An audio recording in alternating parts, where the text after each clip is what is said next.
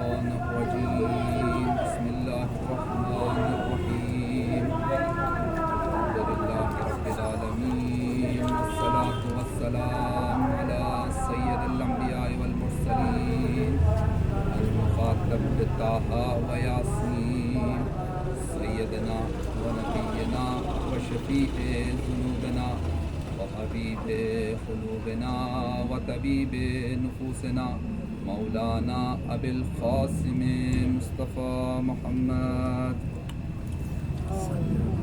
وعلى آل بيته الطيبين الطاهرين المعصومين المنتجبين المظلومين الميامين ولعنة الله على أعدائهم وغاصب حقوقهم ومنكر فضائلهم إلى يوم القيامة.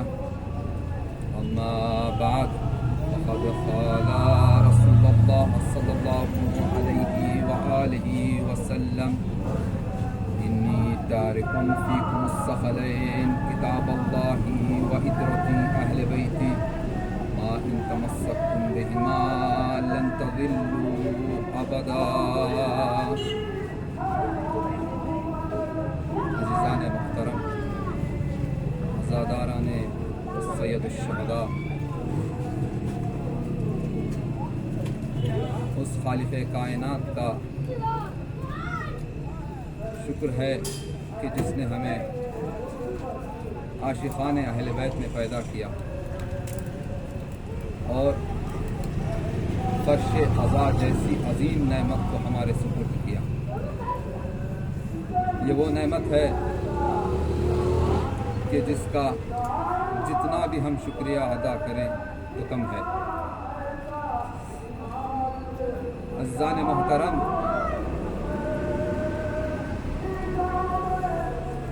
فرش عزا ایک درس گاہ ہے جو آنے والے تا قیامت انسانوں کے لیے ہدایت کا راستہ رہے گا. عزیزان محترم، امام حسین نے جس چراغ ہدایت کو 1400 سال پہلے روشن کیا تھا وہ تا قیامت تک انسانوں کی ہدایت کرتا رہے گا. اسی لیے رسول خدا صلی اللہ علیہ وسلم نے ارشاد فرمایا تھا کہ ان الحسین مصباح الہدی وسفینۃ النجاۃ، کہ بے شک میرا حسین ہدایت کا چراغ ہے اور سفینہ نجات ہے. تو عزیزان محترم، اگر کوئی انسان ہدایت پانا چاہتا ہے تو اسے ضروری ہے کہ در حسین پر آئے. عزیزان گرامی، اگر کوئی گنہگار اس فرش عزا پر آنا چاہتا ہے تو اسے حر جیسے توبہ کی ضرورت ہے. اگر کوئی جوان اس فرش عزا پر آنا چاہتا ہے تو اسے علی اکبر جیسے ایثار و قربانی کی ضرورت ہے. اگر کوئی ضعیف اس فرش عزا پر آنا چاہتا ہے تو اسے حبیب ابن مظاہر جیسے فداکاری کی ضرورت ہے.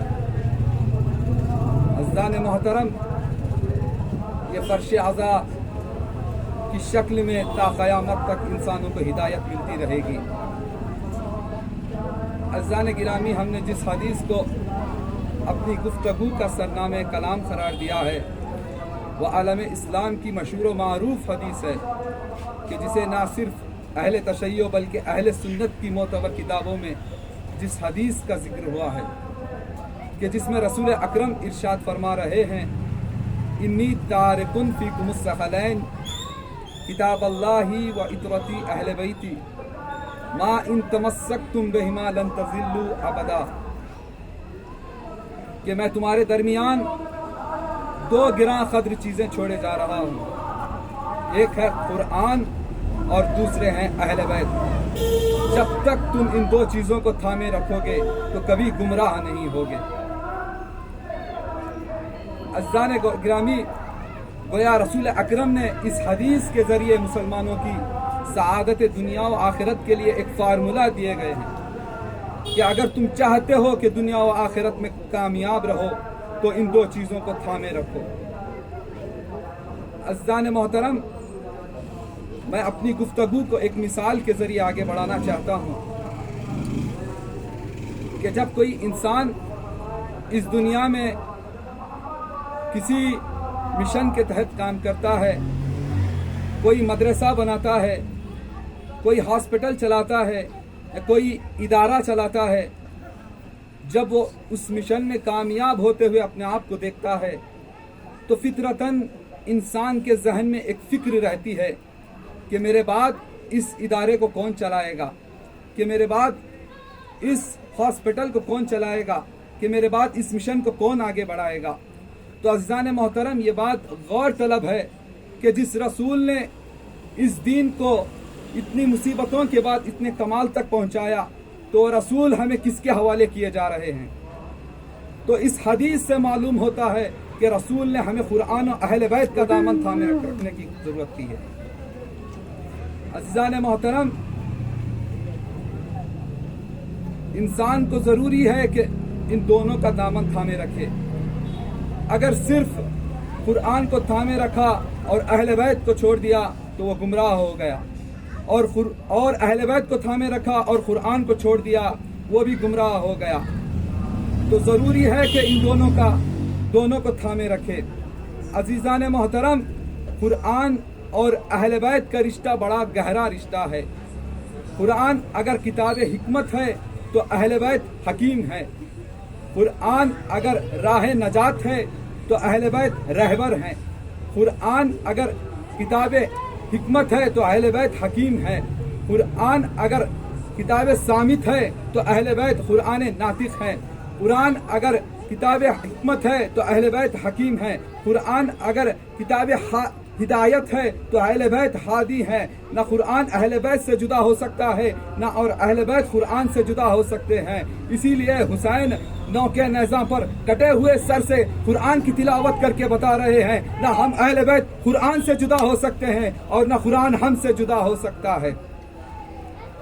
अजीज़ान गिरामी, न कुरान अहले बैत से जुदा हो सकता है और न अहले बैत कुरान से जुदा हो सकते हैं।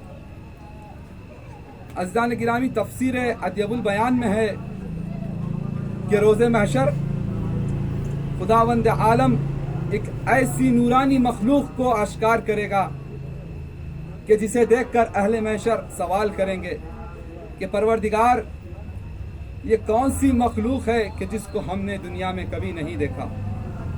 ये इतनी खूबसूरत मखलूक को हमने दुनिया में नहीं देखा। तो खुदावंद आलम उस मखलूक से कहेगा कि तुम खुद अपना तारुफ कराओ। तो मखलूक कहेगी कि मैं वही कुरान मजीद हूँ जो तुम्हारे घरों में रहता था। गोया कुरान मुजस्सम होकर आया होगा जो नूर है। अज़ीज़ान मोहतरम, अगर कुरान को मुजस्सम देखना है तो अहले बैत को देखो, और अहले बैत को लिखा हुआ देखना है तो कुरान को देखो। न कोई कुरान का मिसाल ला सका, न कोई अहले बैत का जवाब ला सका। अज़ीज़ान मोहतरम, कुरान भी बेमिसाल है और अहले बैत भी बेमिसाल हैं। अज़ीज़ान गिरामी, ये जुमला खुद मौलाए कायनात का है कि मौलाए कायनात फरमाते हैं कि हम अहले बैत कुरान हैं। जब जंगे सिफ़ीन में जालिमों ने नौके नेज़ों पर कुरान को लाया तो मौलाए कायनात ने एक जुमला कहा कि ये कुरान इनसे ले लो, ये कुरान इनसे ले लो। अगर ये कुरान को मानते तो कभी अली से जंग करने ना आते। और आगे मौलाए कायनात इरशाद फरमाते हैं कि ये कुरान सामित है, वह अनल कुरान नातिक, ये कुरान सामित है, मैं कुरान नातिक हूँ, मैं बोलता हुआ कुरान हूँ। अजीज़ान मोहतरम, अहले बैत सिफात इलाही का मजहर हैं।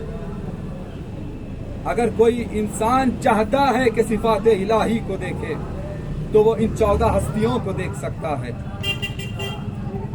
जब खुदावंद आलम ने अपने नूर को आश्कार करना चाहा तो वो इन 14 हस्तियों को भेजा। वो महमूद है तो उसने मोहम्मद को भेजा। वो आला है تو اس نے علی کو بھیجا. وہ فاطر السماوات والارض ہے تو اس نے فاطمہ کو بھیجا. وہ محسن ہے تو اس نے حسن کو بھیجا. وہ خادم الاحسان ہے تو اس نے حسین کو بھیجا. وہ معبود و مسجود ہے تو اس نے عابد و سجاد کو بھیجا. وہ عالم و قادر ہے تو اس نے باخر العلوم کو بھیجا. وہ اسنت القائلین ہے تو اس نے جعفر صادق کو بھیجا. غیظ و غضب پہ اسی پر قابو ہے اس نے موسیٰ کاظم کو بھیجا.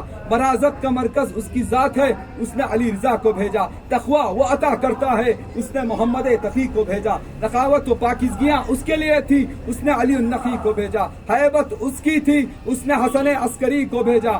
وہ غائب مطلق ہے اس نے مہدی منتظر کو بھیجا. عزیزان محترم، اہل بیت صفات الہی کا مظہر ہے، تو لہٰذا اگر کوئی انسان صفات الہی کو دیکھنا چاہتا ہے تو اسے ضروری ہے کہ اہل بیت کو دیکھے. عزیزان محترم، خداوند عالم نے یہ کائنات کو اہل بیت کے لیے خلق کیا، یا یوں کہہ دوں یہ کائنات اہل بیت جس کے صدقے میں خلق ہوئی ہو وہ اہل بیت کی ذات ہے. اسی لیے خداوند عالم حدیث قصہ میں ارشاد فرما رہا ہے انی ما خلقت سماء مبنیۃ ولا ارضا مدھیہ ولا قمرا منیرا ولا شمسا مضیہ ولا فلکا یدور ولا بحرا یجری ولا فلکا یسری الا فی محبت ہؤلاء الخمسۃ الذین هم تحت الکساء، کہ ہم نے یہ ساری کائنات کو اہل بیت کے صدقے میں خلق کیا ہے، اہل بیت کی محبت میں خلق کیا ہے. عزیزان محترم، قرآن اور اہل بیت کا بڑا گہرا رشتہ ہے. عزیزان محترم، اہل بیت اصلی مفسران قرآن ہیں. اگر کوئی انسان چاہتا ہے کہ قرآن کی تفسیر کرے تو اسے ضروری ہے کہ اہل بیت کا سہارا لے، کیونکہ قرآن خدا نور ہے اور خدا کا کلام بھی نور ہے، اور کوئی یہ نورانی کلام کو سمجھنا چاہتا ہے تو خود نورانی ہونا ضروری ہے. اور یہ نورانیت بنحو کامل اگر کسی کے پاس ہے تو وہ اہل بیت کی ذات ہے. اور دوسرے مقام پر خداوند عالم ارشاد فرما رہا ہے لا یمسہ الا المطہرون، کہ اسے مطہرین کے سوا کوئی چھو نہیں سکتا. تو لہٰذا اہل بیت سے بڑھ کر کون طاہر ہو سکتے ہیں کہ جنہیں قرآن خود اس طرح تعارف کرا رہا ہے کہ انما یرید اللہ لیذھب عنکم الرجس اہل البیت ویطہرکم تطہیرا، کہ بے شک اہل بیت ہم نے آپ کو رجس سے دور رکھا اور ایسے پاک رکھا جیسے پاک رکھنے کا حق ہے. عزیزان محترم، افسوس کہ مسلمانوں نے بعد از وفات پیغمبر اہل بیت کا دامن چھوڑ دیا. یہی وجہ ہے کہ مسلمان آج تک تفرقوں کا شکار ہیں. ہاں، ارباب اعضاء جن اہل بیت کے لیے رسول نے اتنی نصیحتیں کی، انہی اہل بیت کے ساتھ مسلمانوں نے کیسا سلوک کیا. ہاں ارباب اعضاء، شب 2 محرم ہے. وہ 2 محرم کی غمگین تاریخ تھی کہ جب فاطمہ کا لال کربلا معلیٰ پہنچا. عزادارو، جب حسین کا قافلہ کربلا پہنچا، حسین کا گھوڑا آگے نہیں بڑھ رہا تھا. حسین نے اپنے گھوڑے کو بدلا، دوسرا گھوڑے کو آگے بڑھایا، لیکن وہ بھی آگے نہیں بڑھا. روایتوں میں ملتا ہے حسین نے تیسرا گھوڑا بدلا، وہ بھی آگے نہیں بڑھا. یہاں تک کہ حسین نے 7 گھوڑے بدلے لیکن کوئی گھوڑا آگے نہیں بڑھا. حسین زمین پر تشریف لائے اور حسین نے خاک کربلا کو اٹھایا اور سونگا. سونگتے ہوئے حسین نے کہا واللہ یہ وہی سرزمین ہے، یہ وہی زمین ہے کہ جس کا ہم کو وعدہ کیا گیا ہے. یہ وہی زمین ہے کہ جہاں پر ہمیں قتل کیا جائے گا. یہ وہی مقام ہے کہ جہاں پر ہمارے بچوں کو پیاسا رکھا جائے گا. یہ وہی مقام ہے جہاں پر ہمارے خیمے جلائے جائیں گے. یہ وہی مقام ہے جہاں پر ہماری بیویوں کی چادریں چھینی جائیں گی.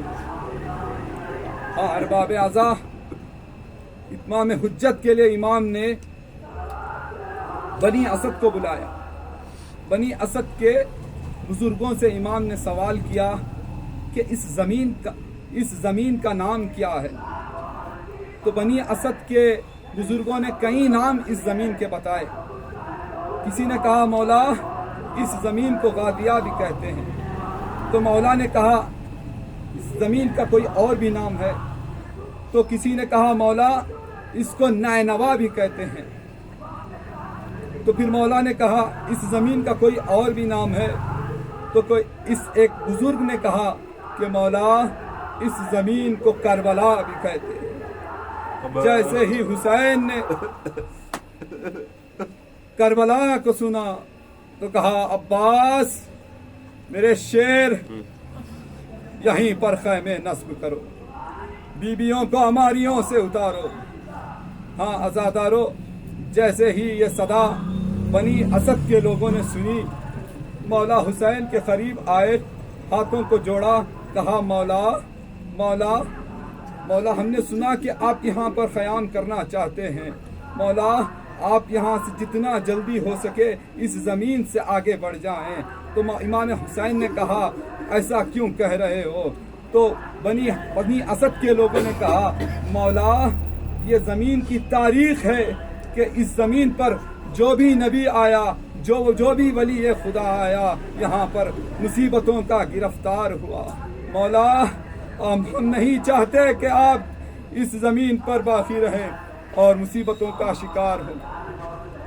ہاں ارباب اعضاء، امام حسین نے کہا کہ خداوند عالم نے مجھے اس زمین کا وعدہ کیا ہے. ہاں ارباب اعضاء، خیمے نصب ہوئے. امام حسین نے بنی اسد کے بزرگوں سے کہا کہ میں یہ زمین خریدنا چاہتا ہوں. امام حسین نے وہ زمین کو خریدا اور پھر چند شرطوں کی بنا پر وہ زمین کو بنی اسد کے حوالے ہبہ کیا. امام حسین نے پہلی شرط کہا کہ جب بھی میرے عزادار یہاں پر آئے تو میری قبر کے نشان ان کو بتانا اور ان کو 3 دن مہمان رکھنا. ہاں ارباب اعضاء، امام حسین نے دوسری شرط رکھی، کہا کہ جب ہم کو ظالم قتل کر دیں تو آنا اور ہمارے لاشوں کو دفنا دینا. امام حسین نے پھر بنی اسد کے عورتوں سے خطاب کیا اور کہا اے بنی اسد کے عورتیں، اگر تمہارے مرد یہ ظالم فوج یزید سے ڈر کر ہمیں دفن نہ کریں تو تم فرات کے قریب پانی کے بہانے آنا اور ہمارے لاشوں پر مٹی ڈال دینا. اور پھر امام حسین بنی اسد کے بچوں سے مخاطب ہوتے ہیں اور کہتے ہیں اے بنی اسد کے بچوں، اگر تمہارے والدین ہمیں دفن نہ کریں تو تمہیں کھیلنے کے بہانے آنا اور ہمارے لاشوں پر مٹی ڈال دینا. امام حسین، اللہ اکبر، اللہ نے امام حسین کو دفن ہونے کی تمنا تھی. ہاں 11 محرم کی تاریخ تھی کہ جب یہ اسیران کربلا کا قافلہ ان لاشوں سے گزارا گیا تو بی بی زینب نے کیا دیکھا کہ مولا سجاد کے چہرے کا رنگ تغیر ہو رہا ہے. بی بی زینب بیمار امام کے قریب آئی اور کہنے لگی اے بیٹا سجاد یہ میں کیا دیکھ رہی ہوں کہ تمہارے چہرے کا رنگ متغیر ہو رہا ہے. تو مولا سجاد نے کہا اے پھوپھی اماں وہ جوان بیٹا کیا کرے جس کے باپ کا لاشا کربلا میں بے غور و کفن رہے اور یہ جوان دیکھتا رہے. الا لعنۃ اللہ علی القوم الظالمین وسيعلم الذين ظلموا أيّ منقلب ينقلبون. السلام على الحسين وعلى علي بن الحسين وعلى أولاد الحسين وعلى أصحاب الحسين.